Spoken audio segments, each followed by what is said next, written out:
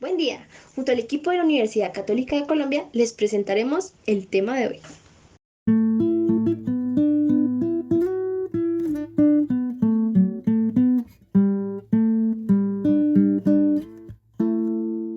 El riesgo de liquidez tiene dos diferentes formas de verse. En finanzas, este es el riesgo de que un activo tenga que venderse a un precio menor al del mercado debido a su escasa liquidez.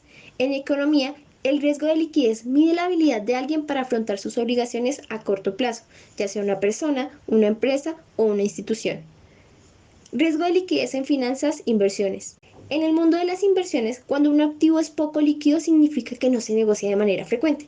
Imagina cuántas veces se negocia una vivienda. Muchas de ellas se compran una vez y no se vuelven a negociar en décadas.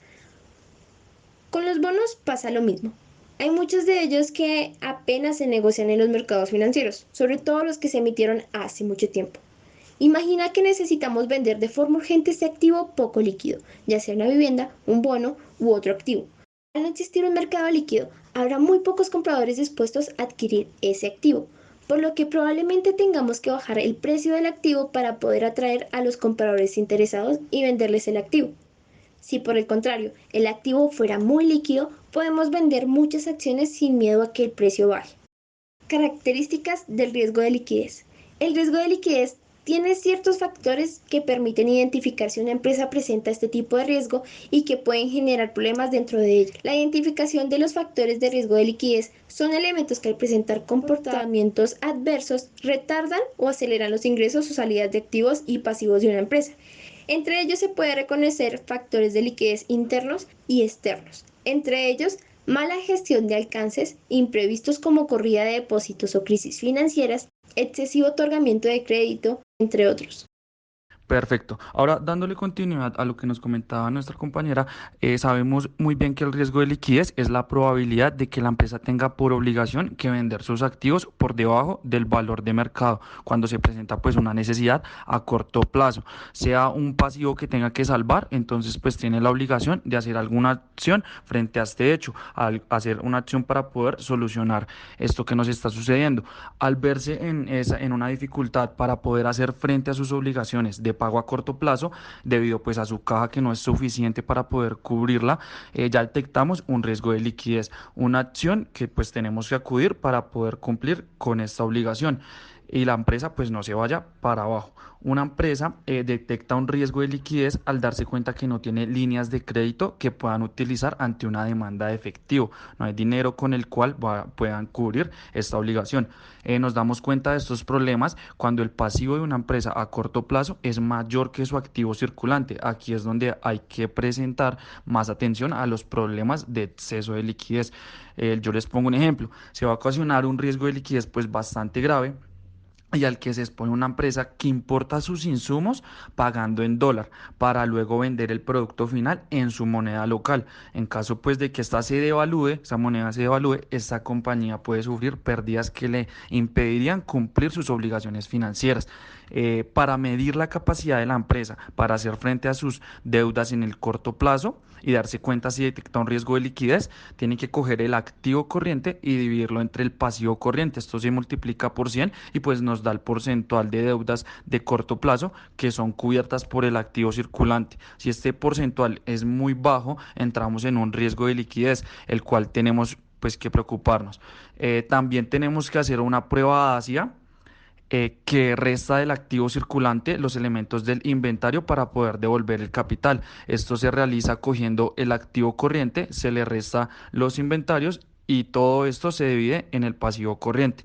Tenemos que fijarnos si la compañía es capaz de operar a corto plazo con sus activos más líquidos. Para darnos cuenta de esto, hacemos una prueba defensiva, cogemos la caja y bancos, lo dividimos en pasivos corrientes y lo multiplicamos por 100 para saber el porcentual y ver si no estamos entrando en un riesgo líquido. Otras maneras de detectar el riesgo de liquidez es por una mala administración, puede ser por un endeudamiento elevado, puede ser por variación de cambio o en las tasas de interés, o puede ser también operaciones de mercado o inversiones con alto grado de inseguridad, que pues esto lo hace la administración, también la falta de información y también el poco profesionalismo al tomar las decisiones. Entonces ya con esto finalizamos y que mi compañero Daniel continuará para poderles comentar más sobre esto. Bueno, y una parte fundamental sobre el riesgo de liquidez es saber cómo salir de esta situación. Es por esto que a continuación les daremos 5 tips de cómo mitigar el riesgo de liquidez. El tip número uno es monitorear permanentemente las cuentas por cobrar, ya que así se podrían implementar estrategias de cobranza para que la empresa cuente con la liquidez suficiente con el fin de sostener las operaciones cotidianas de la misma. El tip número 2 es alternativas de pago, como por ejemplo, agilizar procesos de cobro, disminuir intereses a los deudores para que estos puedan pagar más rápido su deuda, solicitar ampliación en fecha de pago para acreedores con el fin de que la empresa no quede sin dinero, solicitar cancelación parcial de deudas. Todo esto con el fin de que la empresa pueda realizar sus operaciones día tras día.